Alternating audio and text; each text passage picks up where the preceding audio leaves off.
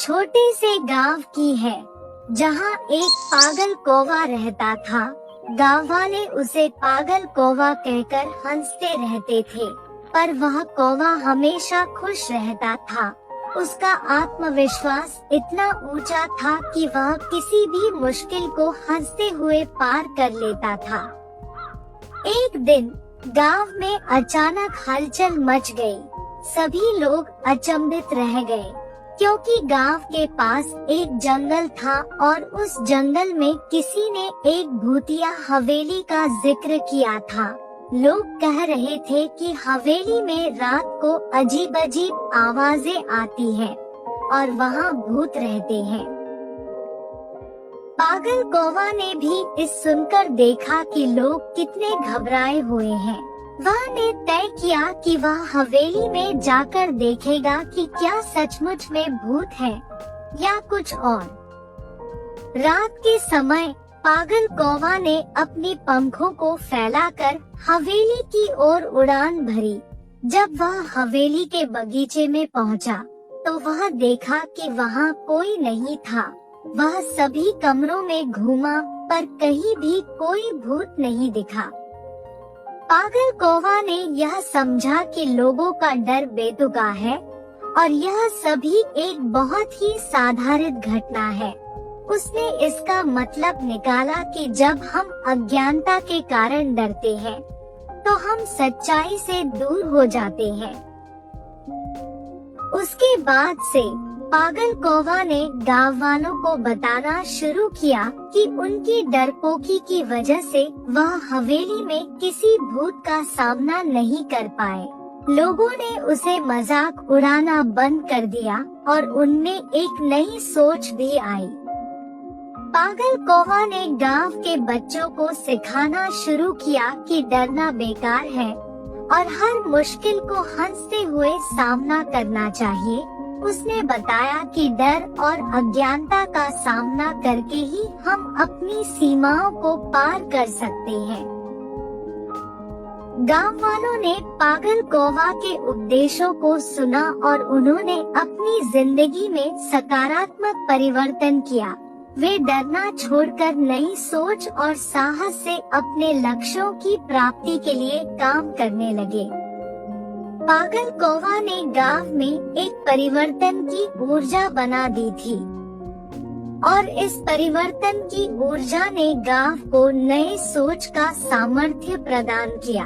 लोग नए उद्यमों में जुट गए और सामाजिक समृद्धि की ओर कदम बढ़ाया।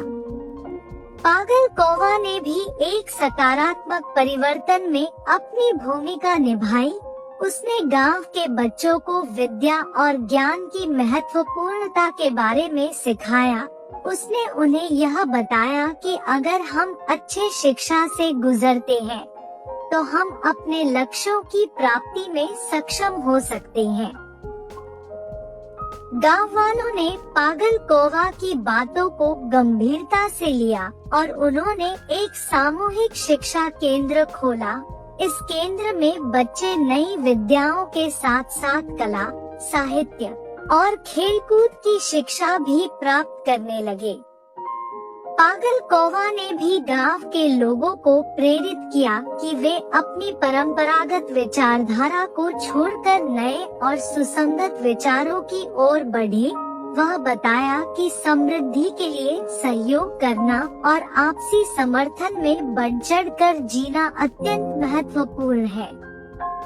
गांव वालों ने इस सोच को अपनाया और साथ मिलकर विकास की ऊर्जा को महसूस किया।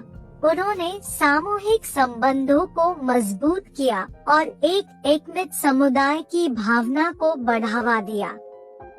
पागल कौवा ने गांव को एक नए दृष्टिकोण से देखने का साहस दिया और लोगों को यह बताया कि हर कोई सक्सेसफुल बन सकता है, बस उसको अपनी मेहनत में विश्वास रखना होगा।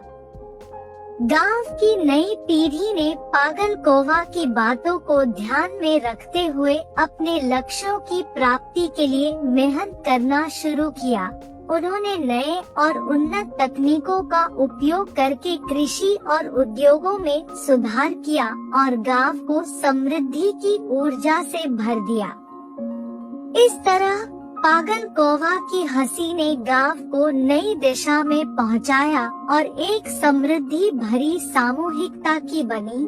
लोगों ने देखा कि एक छोटे से कौवे की हंसी और उसका सकारात्मक दृष्टिकोण कितना महत्वपूर्ण हो सकता है जब वह सही मार्गदर्शन देता। उस गांव में विकास का एक नया चिन्ह बन गया, जिसने दिखाया कि सही दिशा में उत्साह, मेहनत और सहयोग से कोई भी समस्या का समाधान संभव है। पागल कौवा ने गांव वालों को सिखाया कि हर कठिनाई को आसानी से पार किया जा सकता है, बस विश्वास और एकता की ऊर्जा की आवश्यकता है। उसने समझाया कि हर किसी का योगदान महत्वपूर्ण है और सभी को मिलकर काम करना होगा। गांव का रूप बदलता गया, लोगों की सोच में बदलाव हुआ और सामुदायिक जीवन में एकता की भावना को बढ़ावा मिला। पागल कौवा ने खुद भी गांव के साथ मिलकर उसकी प्रगति में योगदान दिया और सभी को साथ लेकर बढ़ने के लिए प्रेरित किया। एक दिन गांव में एक बड़ा मेला आयोजित हुआ। यह मेला उस समय के सबसे बड़े मेले में से एक था, जिसमें लोग अपनी विभिन्न कलाएं और परंपराएं दिखा रहे थे। पागल कौवा ने भी इस मेले में भाग लेने का निर्णय किया। लोगों ने उसे हंसते हुए देखा और उन्होंने उसे मेले में आने के लिए बधाई दी। मेले में पहुंचकर पागल कौवा ने एक शानदार प्रदर्शन किया। उसने अपनी बुद्धिमत्ता और उदारता का परिचय दिया और लोगों को यह बताया कि कौवा होने के बावजूद भी हम सभी में एक उदार मन हो सकता है और हमारी क्षमताओं का सही तरीके से उपयोग करना चाहिए। मेले में उसका प्रदर्शन हर किसी को भविष्य में अच्छा करने की प्रेरणा देने वाला बन गया। लोगों ने उसके उदाहरण से सीखा कि कोई भी समस्या को हंसते हुए और सकारात्मक दृष्टिकोण से निराकरण किया जा सकता है। इस प्रकार पागल कौवा की हंसी ने गांव को नए संभावनाओं का सामना करने के लिए प्रेरित किया और उसने एक सकारात्मक समुदाय की रचना की।